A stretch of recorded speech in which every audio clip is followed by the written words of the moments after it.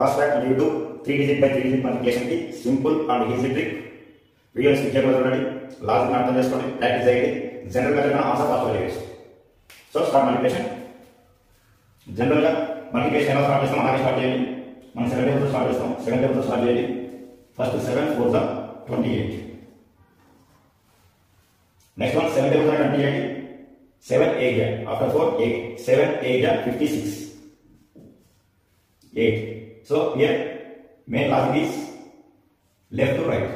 ఇక్కడ నుంచి లెఫ్ట్ నుంచి రైట్ యాడ్ చేయండి. we are getting 2 digits. So ఇక్కడ 7 నుంచి స్టార్ట్ చేసి రైట్ టు లెఫ్ట్ 2 digits రాయండి. ఆల్రెడీ మనం 7 8 కంప్లీట్ అయిపోయింది. ఇంకా ఉండే మనం 4 3 4 3 2.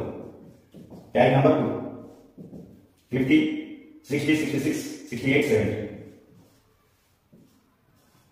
70. నెక్స్ట్ వన్ అదే 7 టేబుల్ తో కంటిన్యూ చేయండి. ఆఫ్టర్ 8 3 7 3 21. సో 3 నుంచి స్టార్ట్ చేయండి. లెఫ్ట్ మన logic is left to right. Here right to left 3 digits ఉన్నాయి కాబట్టి 3 digits.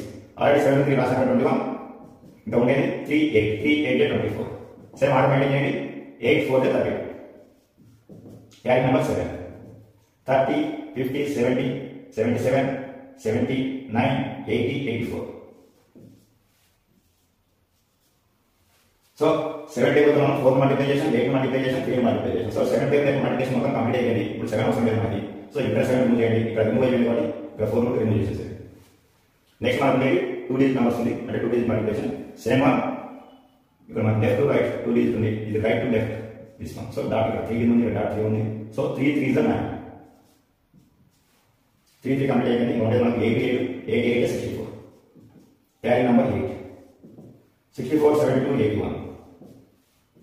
81. So 2 digit multiplication 2 by 2 complete అయిన తర్వాత 3 నెంబర్ మనకు అవసరం లేదు. ఇంకా second place second digit number అవసరం లేదు. ఇంకా మిగిలింది మనకు 3 8 మాత్రమే. 3 8 24 24 plus 8 30.